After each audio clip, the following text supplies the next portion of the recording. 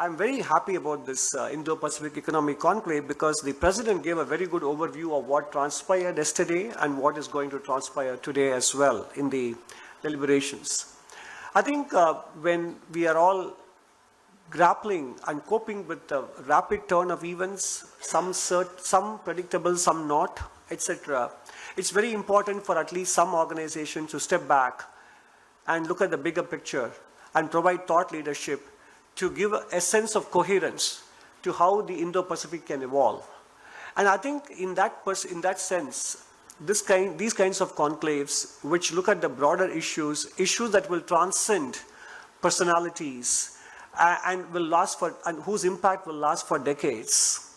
I think to have that kind of deliberation is a very important one, necessary, and I therefore commend the Bengal Chamber of Commerce and the sponsors, the Ministry of External Affairs, for organizing an event of this nature with the kind of topics that are being deliberated in the yesterday and today.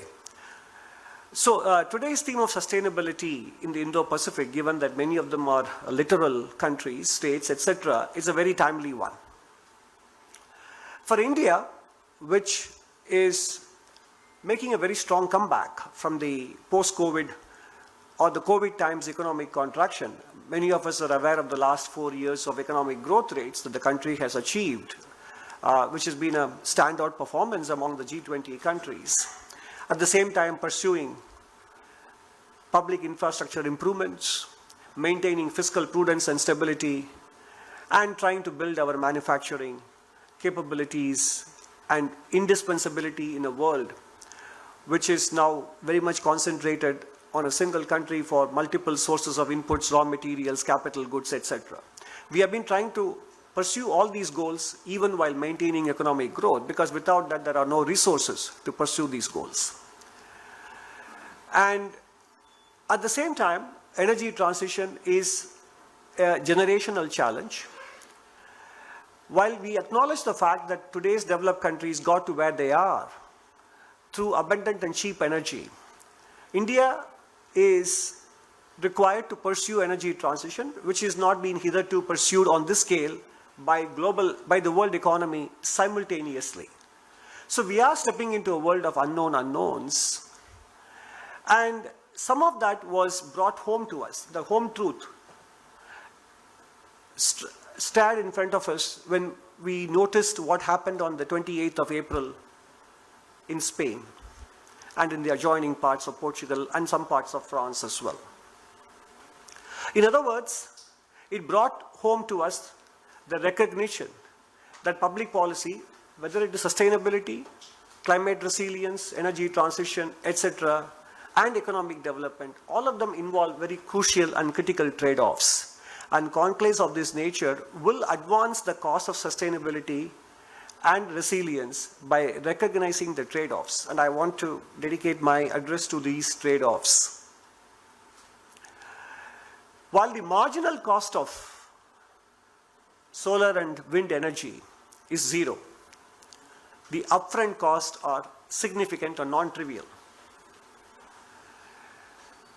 Apart from the well-known problem of intermittency, which requires us to keep innovating and investing in battery storage and technology, which is improving, by the way. Today we are able to talk of 2 hours to 4 hours and almost 6 hours of battery storage. Nonetheless, whether we can sustain these levels of storage at a grid scale is still an open question.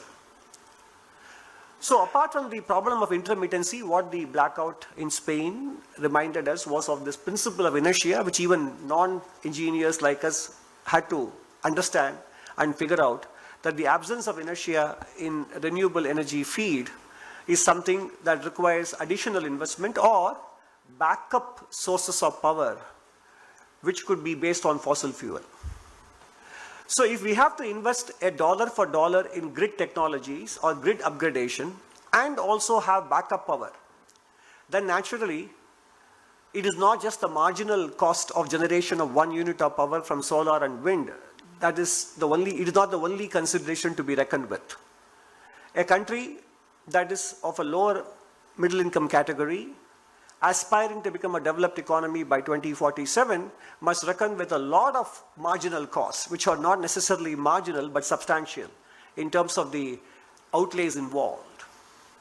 That is one aspect of the trade-off that we have to keep in mind, because naturally resources have competing uses. The second trade-off that we need to keep in mind is that it is not a truism, or it's very well known that economic development goes hand in hand with energy consumption. So our energy consumption will necessarily keep rising as our per capita incomes rise in the coming years. But if you look at the kind of carbon budget that developing countries get, an arbitrarily chosen carbon budget, because it doesn't account for the overdrawn carbon budget by today's developed countries over the last 200 years, and therefore the budget that is allocated to developing countries for the coming 25 or 50 years is an arbitrary one, and the carbon budget is supposedly limited, which is why the emphasis is on ensuring that we keep the global warming to not more than 1.5 degrees Celsius above pre-industrial levels. But then, even if we are able to achieve the carbon budget that we are allowed for under this global constraint of 1.5 degrees Celsius, we will still remain very much energy undersupplied compared to what developed countries were able to enjoy during their phase of development.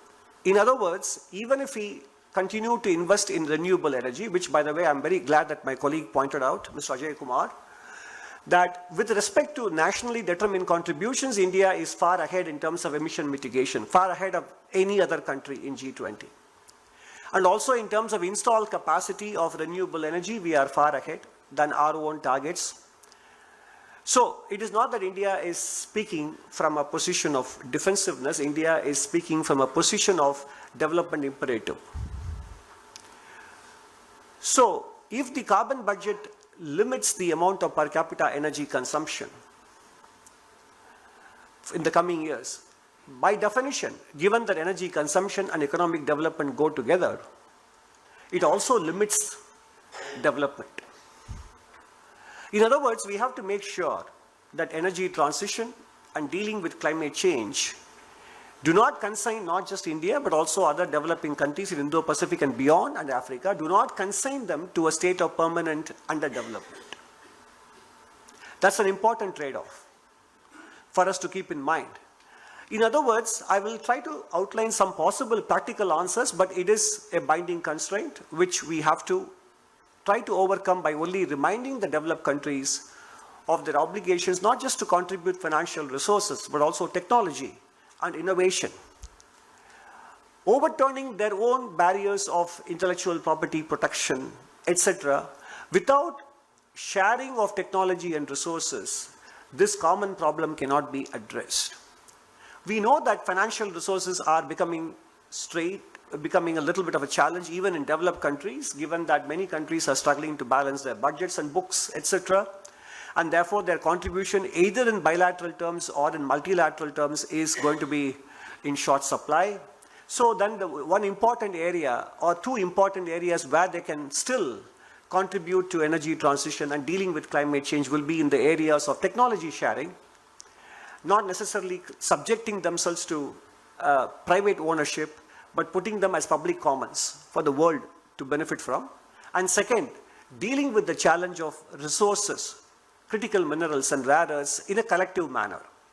These are the contributions that the developed countries have to make if today's developing countries have to enjoy their fundamental right to development. Otherwise, we will be consigned, as I said earlier, to a permanent state of underdevelopment. And that is an important trade-off for us to recognize. The current path of carbon emission mitigation does not allow for India, or for that matter, many developing countries, to achieve their economic development goals. So there is a trade-off there.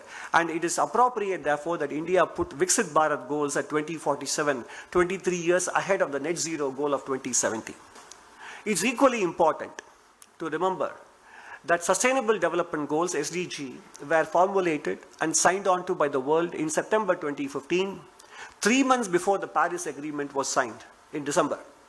So it is appropriate that both temporally and logically SDG goals take precedence over climate goals, and climate is one part of the SDG goals. The third trade-off that we have to keep in mind, one was initially I spoke about the investment trade-off, the second one is the resources trade-off, and the third trade-off is that as a country which has always, even before this concept of carbon tax came into existence, as a country that has always placed a high deal of taxes, even though we don't call them carbon taxes, on petrol, diesel consumption and coal cess, etc. The governments in India, both union and state, collect a lot of revenues from sale of petrol and diesel to the tune of 7.5 lakh crores, 7.5 trillion rupees. And the quicker we try to phase out fossil fuels, there will be an erosion of resources, tax resources available to our governments. And without those resources, we will not be able to invest in the green transition, which requires subsidies and government hand-holding as well. So there again, there is a trade-off. The next trade-off, apart from the fiscal implications, is with respect to banking system.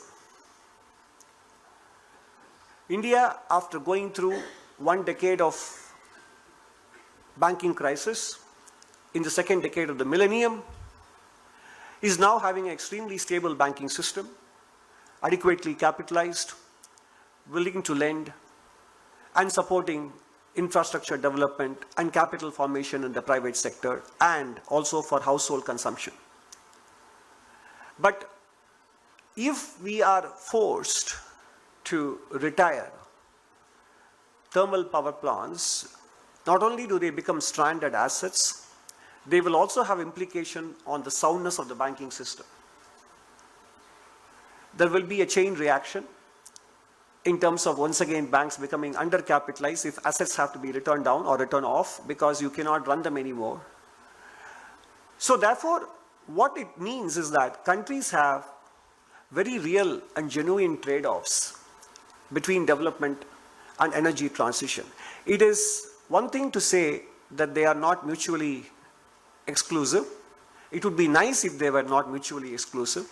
But history tells us that there are times when they will be, and they are mutually exclusive, and we need to therefore make choices, both in terms of sequence and in terms of priorities.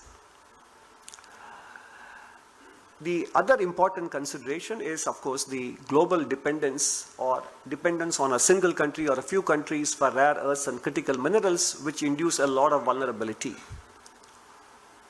Because today the reality is, although we have come a long way from where we were in being excessively import dependent, we have come a long way. There is domestic capacity being created in EV battery production, in solar panels, wafers, modules, etc. We are creating capacity at a very fast pace. So we have to acknowledge that we are not where we were 5 years ago. But nonetheless, as things stand even today, for every single solar panel we install and every single EV we sell, our import dependence is going up on one country. So there is a concentration of mining capacity or processing capacity in one country, whether it is graphite, lithium, cobalt, copper, etc. Dependence on one country will also undermine not only national security dimensions, but also the pace of renewable energy transition. And paradoxically, those of you who may have already read The Material World, a book by Ed Conway, chief economist of Sky Broadcasting, published in 2020 or thereabouts. The paradox is that to bring out from below the earth the various rare earths and critical minerals and to process them, to be able to facilitate energy transition and renewable energy, you require a tremendous amount of energy in the first place. So, given these considerations, countries have to choose certain things. I already mentioned, globally, in a multilateral setting, countries have no choice but to collaborate, to be more open about intellectual property distribution and sharing.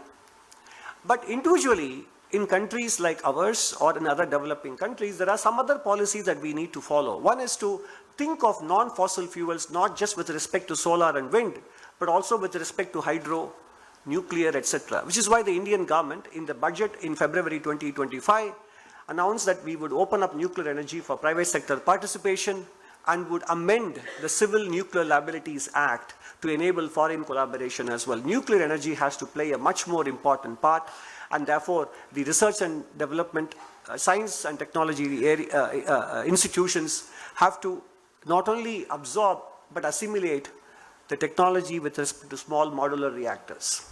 The sooner we do it, the better. So nuclear energy has to be an important part. The second aspect where conclaves such as this and in future have to focus on is adaptation. Given the current policy orientation of the US administration towards energy transition or global warming, etc., the Department of Energy in the US brought out a report last month in August, which is very interesting and important and an honest report. It kind of acknowledges the trade-off that yes, there is warming, it doesn't deny warming, but it says that's a price to pay for growth and development. And they are saying that obviously in the context of the fact they know that a lot of energy is required to power the AI data centers. So they acknowledge the trade-off. And therefore, given this position that they have taken, and with other countries also, when push comes to a shove, even European countries which are much more on the face of it, committed to energy transition and green energy, when push comes to a shove, in the face of resistance from the public, which doesn't want to face higher energy cost, and most European countries, let's face it, post-COVID, have seen an extremely high increase in energy costs, which is what also has contributed to the decline in the manufacturing share of global manufacturing shares in Germany or in the UK or in France, etc. And that is why even FT in the last couple of days has talked about France being an important country to carry along with the European Union's climate agenda. So there are internal dynamics within the European Union itself because the trade-offs are beginning to come home to roost, even there. And so given the fact that the United States under the current administration has taken a different view of global warming and climate change and energy transition, and given that European countries not only are constrained in terms of budgets but also in terms of public acceptance given the high energy cost, the reality is that 1.5 degrees Celsius above pre-industrial levels will be more and more distant and will recede in terms of the world's ability to achieve that goal. And therefore, what it means in practical terms is that climate adaptation becomes an important issue, important priority. Emission mitigation is one, but emission mitigation does directly constrain our carbon budget and therefore economic development. The via media or the sequencing therefore has to be investment in climate adaptation, whether it is in investment in floodplains, restricting construction in coastal zones, creating sea walls, and even at the household level, adapting to warmer climates through traditional and non-traditional and scientific methods, improving energy efficiency, and reducing energy intensity per unit of economic activity. These are more practical goals that we need to pursue. So in the name of pursuit of clean energy and green energy, we should not lose sight of climate adaptation, which in the years to come, we will realize is the more practical, realistic, and viable goal in comparison to emission mitigation. The other dimension, given that India in the last 10 years has taken its total length of public transportation metro network from barely nothing or 200 kilometers to more than 1,000 kilometers today across 18 to 20 cities, we need to make sure that public transportation becomes widely used and patronized by the residents of these cities and beyond. But right now, they are not easily usable when there is monsoon or when in the evenings due to safety concerns, etc. The last mile connectivity that links bus network to public transportation metro network is absent in most cases. And there are cities, not just in developed world, but also in developing world like Sao Paulo, etc., which have made it that much more easier from the point of view of common ticketing to mobility of the tickets you use in different modes of public transportation, and in terms of providing connectivity through feeder buses, etc., closer to your neighborhoods and residential areas. There is much more that we can do to make public transportation not only economically viable, but also practically useful to the residents of these cities. Because given our size, the kind of per capita vehicle ownership that the West has gotten used to is something that we cannot afford. Not only in terms of traffic gridlock outside these doors, but also in terms of energy consumption and in terms of cleaner air and water. Because sustainable development is not just about warming, it's also about cleaner air and water. And the amount of productivity we lose apart from the mental stress that gets built up when we get stuck in traffic, etc., and our urban cities will simply be reduced to a crawl, or we will be stuck, which is almost already a reality in many places. So it's very, not only important, but urgent that we make our public transport networks more widely usable. And we also as citizens, in terms of development and personal material advancement, we cannot compare ourselves to the kind of Western standards of living in terms of vehicle ownership, etc., or for that matter, the dependence on very high electricity intensive modes of living. We cannot afford to follow and emulate those practices. It is simply not necessary. That is why the Economic Survey in July 2024 spoke about using both non-traditional and traditional practices in this country to propagate this concept of circular economy, where water used by households feeds into fields, etc., and the concept of temple tanks, water bodies, rainwater harvesting. All these things constitute more traditional ways of harnessing nature and living in harmony with nature, and these are examples of adaptation. So we need to revive those practices. We need to make them widespread, and where policy is required to facilitate them, yes, policy must and will do so and is doing so. But it also requires citizen participation and an awareness that dealing with climate change is not about the topic of only these symposiums or conclaves, or something that only governments will do and we simply are passive takers. But it requires active participation, active awareness and consciousness of the fact that given the near impossibility of the development aspirations and climate imperatives, these micro and day-to-day adaptation and traditional practices, investment in public goods, understanding the limitations of private goods, etc., will be the route to sustainable living. If we embrace these, then it is possible for India to have a very fair shot at achieving our development aspirations for 2047 and also being realistic about achieving our net zero goals by 2070. With these words, I once again thank the organizers for inviting me to share my thoughts with you.